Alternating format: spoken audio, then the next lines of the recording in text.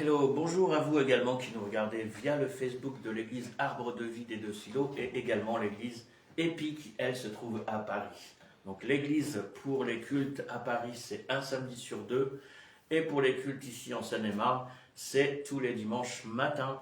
Voilà. Alors sans plus tarder aujourd'hui, le thème, on est un peu en retard, même beaucoup en retard. C'est pas qu'on a été en retard par rapport à commencer le culte, non, on a commencé à peu près comme d'habitude, mais on a été inspiré tout à l'heure et on a beaucoup prié. Merci Seigneur, Amen.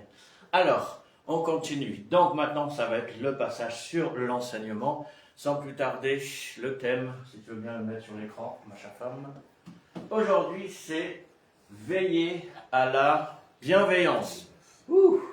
Veiller à la bienveillance. Alors pourquoi ce titre et ce thème aujourd'hui? Parce que tout simplement, nous avions parlé depuis plusieurs mois des fruits de l'esprit et chaque dimanche, nous partageons sur un fruit de l'esprit. Rappelez-vous, Galates 5, chapitre 5, verset 22, il est dit « Or, les fruits de l'esprit, le fruit de l'esprit, c'est un premier fruit, l'amour. » On en a parlé un dimanche, il y a au moins 5 dimanches de ça, je pense à peu près. Donc l'amour. Le deuxième, il est dit quoi? Fruit de l'esprit, c'est l'amour. Après, c'est la joie. On a partagé la joie. Après, c'est quoi? C'est la paix. Après la paix, c'était quoi? La patience. Donc, on a partagé aussi sur la patience. Rappelez-vous, ce dernier dimanche. Et après la patience, qu'est-ce que nous avons? La bonté. Donc, on a partagé aussi sur la bonté. Et après la bonté, rappelez-vous, les fruits de l'esprit, il y en a 9. Qu'est-ce que nous avons? Comme il est inscrit là-dessus, la bienveillance. Donc, aujourd'hui, on va partager sur la bienveillance. Alors, bien sûr, sans plus tarder, sur la bienveillance, mais rappelez-vous les fruits de l'esprit, toujours, Galates 5, 22. Or, les fruits de l'esprit, c'est l'amour, la joie, la paix, la patience, la bonté, je vais y arriver. Et aujourd'hui, la bienveillance. Donc, on est au combienième de fruit? 6e fruit. Tout à fait, 6e fruit. Et rappelez-vous, il en reste 9. Donc, on a encore 2 enseignements. Il en reste 9, pardon. On en a 9, il en reste encore 3. Donc, il y a encore 3 enseignements sur la suite prochainement. Voilà. Donc, sans plus tarder, veillez, c'est mon titre, à la bienveillance. Alors, c'est vrai, on se dit, c'est quoi la bienveillance finalement? Alors, une question, pour vous, c'est quoi la bienveillance? Si vous voulez répondre. C'est la bienveillance, pour moi, c'est être... comment dire, la bienveillance, c'est être gentil avec son prochain. Être gentil avec son prochain. Autre chose, quelqu'un d'autre? Un exemple? La bienveillance. Un exemple sur la bienveillance. Ah, c'est pas si simple que ça finalement. On sait que c'est bien. Oui, bon, d'accord. Parce que faut faire du bien autour de soi. Oui. Mais on sait que c'est bien. C'est justement avec ton titre. Oui, bien, c'est sur le titre. Donc oui, non, mais ça c'est ce que j'ai écrit sur mon texte. Tu l'as lu tout à l'heure, s'il te plaît. Merci. J'ai pas lu ton donc oui, j'ai inscrit ici bienveillance. Donc c'est veiller à faire du bien, quoi. C'est ça. Voilà, tout simplement. En fait, veiller à faire du bien. Bienveillance, alléluia. Ça c'est important. Être attentif au bien de l'autre. Être attentif au bien de l'autre aussi, oui, c'est ça, c'est bienveillance. Parce que rappelez-vous les fruits de l'esprit, l'amour, la joie, la paix. La patience, la bonté, parce qu'on pourrait dire ouais de toute façon c'est de la bonté. Oui c'est plus que ça c'est plus que ça la bienveillance. C'est pas juste être bon, c'est être bienveillant. Alors qu'est-ce que je veux dire par là? Alors déjà on va tout simplement définir ce que nous dit le dictionnaire sur ce mot, dictionnaire classique, en tout cas d'internet, sur ce mot bienveillance. Alors la bienveillance, c'est une disposition intérieure à vouloir le bien d'autrui, ce qu'on a partagé tout à l'heure, avec gentillesse, respect et compréhension, sans intention de nuire ni de juger. Je répète, la bienveillance, c'est une disposition intérieure à vouloir le bien d'autrui, avec gentillesse, respect et compréhension, sans intention de nuire ni de juger. Je trouve que c'est une belle définition, hein. Mais allons un peu plus loin. En clair, qu'est-ce que ça veut dire? Alors tout simplement, être bienveillant, c'est regarder l'autre avec un regard favorable, agir avec douceur, patience et empathie. même quand on n'est pas d'accord. Ouh là là, Ah oui. ça nous arrive souvent hein, de ne pas être d'accord. Et puis qu'est-ce qu'on fait quand on n'est pas d'accord? On met des murs devant nous, on se vexe, ou bien on veut se lever au-dessus de l'autre pour dire moi j'ai raison, toi t'as tort. Et ça, c'est pas du tout de l'empathie. Donc la bienveillance, c'est bien plus encore que d'être juste bon, même si être bon, c'est bon, mais être bienveillant, c'est vouloir le bien de l'autre en fait. Waouh! Je répète, en clair, être bienveillant, c'est regarder l'autre avec un regard favorable, agir avec douceur, patience et empathie, même quand on n'est pas d'accord. Mais allons un peu plus loin.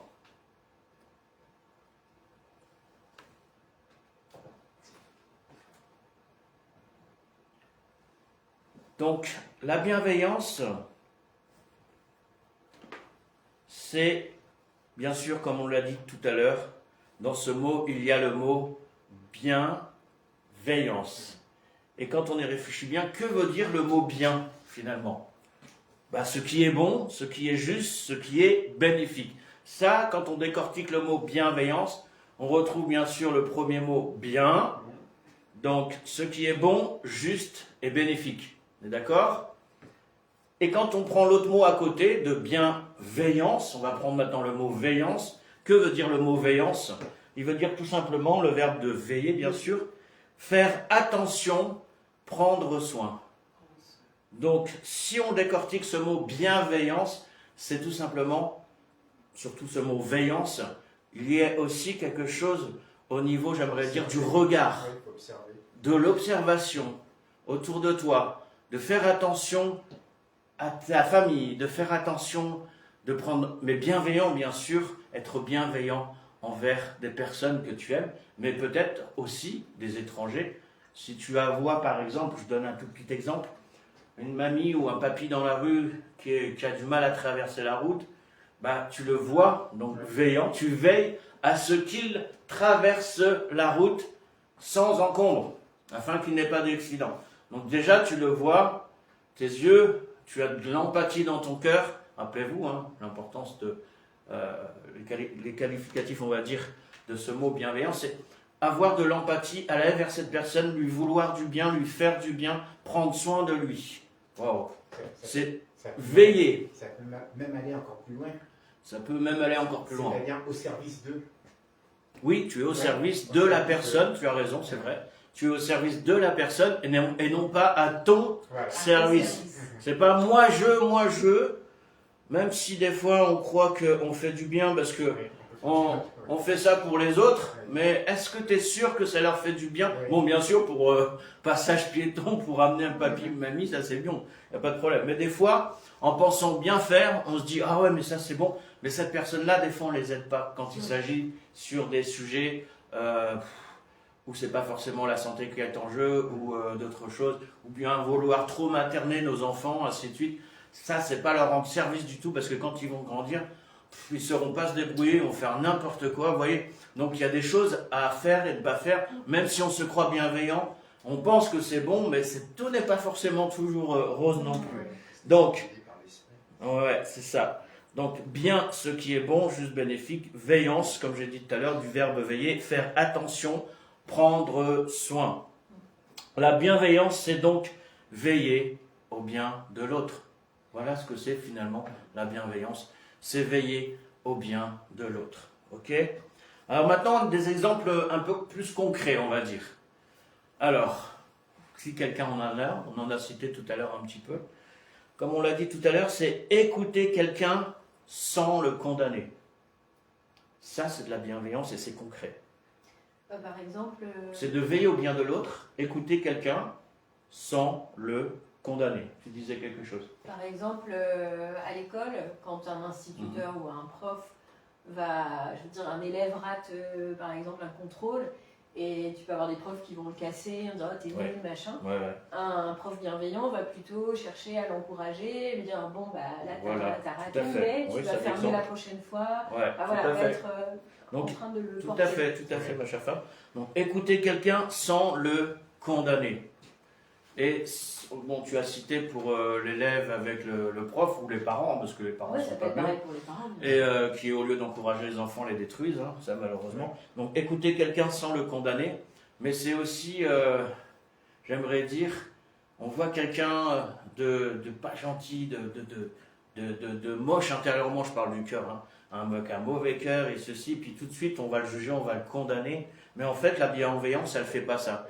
Même si cette personne est méchante et mauvaise, ben non, ça va être autre chose qui devrait y avoir. La bienveillance va faire, ton cœur va faire en sorte que, ok, cette personne, je sais qu'elle est méchante, qu'elle est mauvaise, qu'elle fait du mal, mais au lieu d'être malveillant et répondre, bah, c'est peut-être de dire, bah, je vais être bienveillant, je vais prier pour cette personne. Vous voyez la différence? Au lieu de critiquer cette personne dans son dos, et dire à tout le monde combien cette personne est méchante, même si c'est vrai, et dure, et mauvaise, et tu vas commencer à partager autour de toi, à critiquer cette personne. Non, ça c'est pas de la bienveillance, ça c'est de la malfaisance. J'appelle ça de la malfaisance, même si c'est vrai, même si cette personne est mauvaise, dans le sens vraiment mauvaise, mais non, tu ne dois pas diffamer, tu ne dois pas, on est tous d'accord là-dessus. C'est le contraire de la bienveillance. C'est vraiment de la malveillance. Donc là-bas, et puis d'ailleurs, vous savez comment on reconnaît les gens qui parlent sur votre dos ou qui ont parlé faussement de vous? C'est très facile. C'est que ces gens-là, c'est comme on est aujourd'hui dans ce mot bienveillance, il est question de regard, d'observation, de voir, veillance. En fait, il ne vous regarde pas dans les yeux. Il n'ose pas vous regarder dans les yeux. Ou s'il vous regarde, il ne reste pas fixé sur vos yeux, il tourne la tête parce qu'il sait qu'ils vous ont critiqué et qu'ils vous ont dit du mal et qu'ils ont parlé sur votre dos ou qu'ils vous ont, il n'y a pas très longtemps, qu'ils vous ont un peu, voilà quoi. Les yeux fuyants. Ouais, les yeux fuyants, tout à fait mon frère. Et ça se remarque tout de suite. Et moi, plus je vieillis et plus quand je discute avec quelqu'un, je vois tout de suite dans son regard, vous savez, pour moi, c'est ce que j'ai l'habitude de dire, les fenêtres de l'âme, c'est les yeux pour moi. Parce que les yeux, tu peux pas cacher. Les yeux, ils cachent pas en fait. Il y a du mal, à part les acteurs et encore. Mais je vois tout de suite plusieurs fois, je me suis rendu compte, et je vous cite un exemple, un frère que j'aime bien et tout ça. Puis d'habitude, on avait une bonne relation, dans le sens, pas de problème au niveau du regard. Puis un jour, je voyais qu'il évitait mon regard, ou même quand on discutait, il ne parlait pas en face, vraiment en face. Et là, je me dis, tiens, il y a quelque chose qui a changé. Et je savais très bien dans mon cœur ce que c'était. Je dis, oh, il n'a pas la main en paix, donc il a dû me critiquer ou me casser du sucre dans le dos. Et donc, du coup, je voyais tout de suite, en fait. Et effectivement, après, cette personne m'a avoué qu'il n'était pas d'accord avec moi sur certains sujets, ceci, cela. Et donc, du coup, comme il n'était pas d'accord avec moi, donc, du coup, il n'a pas dû dire des bonnes choses de moi. Vous voyez ce que je veux dire? Mais il n'y a pas que... Et ça, on le voit tout de suite. Hein. Et c'est pour ça quand je dis, c'est pas parce que tu es mon frère ou ma sœur en Christ que nous sommes parfaits, ça c'est sûr. Mais qu'est-ce que je devrais faire pour cette personne? Je ne lui ai rien dit. Mais en tout cas, c'est de prier pour la personne et d'être bienveillant. Comme on a dit tout à l'heure, c'est bien beau, on a cité des belles choses, malgré tout, même envers les méchants. Et enfin, une autre chose, exemple concret, donc c'est écouter quelqu'un sans le condamner, on vient d'en parler, corriger avec douceur plutôt qu'avec dureté, parce que quand tu es dur envers quelqu'un, tu as, on va dire, 90% de chances, même peut-être 100, que la personne soit dure aussi envers toi. Puis c'est pas comme ça que tu arrives à changer. Ça amène la rébellion chez les gens. Ouais, ça ramène la rébellion chez les gens. Donc c'est corriger avec douceur plutôt qu'avec dureté. C'est également aider sans attendre quelque chose en retour. Ah, la bienveillance. Alors là, moi j'ai donné tant dans l'offrande, donc j'attends quelque chose en retour. Moi j'ai donné tant de dîmes, j'attends quelque chose en retour. Moi j'ai donné quelque chose envers. Je vais aider quelqu'un, donc cette personne, elle va m'être redevable. Pas de rétribution. Waouh! Cette personne va m'être redevable. Et c'est facile de s'embourber dans ces schémas-là, hein, sans s'en rendre compte. Ah ouais, mais quand combien de fois j'ai entendu ça autour de moi? Ah oui, mais quand j'ai eu besoin alors ça me fait rire. Quand j'ai eu besoin d'elle ou de lui, moi j'étais là. Et quand moi, maintenant, j'ai besoin d'il ou d'elle, ils sont plus là. Ah là là. Donc je répète, aider sans attendre quelque chose en retour. C'est ça la bienveillance. Bon, maintenant, enfin, nous allons sur les versets de la parole de Dieu. Hein, tout de même. Donc, on va prendre tout simplement Jean chapitre 13, versets 34 à 35.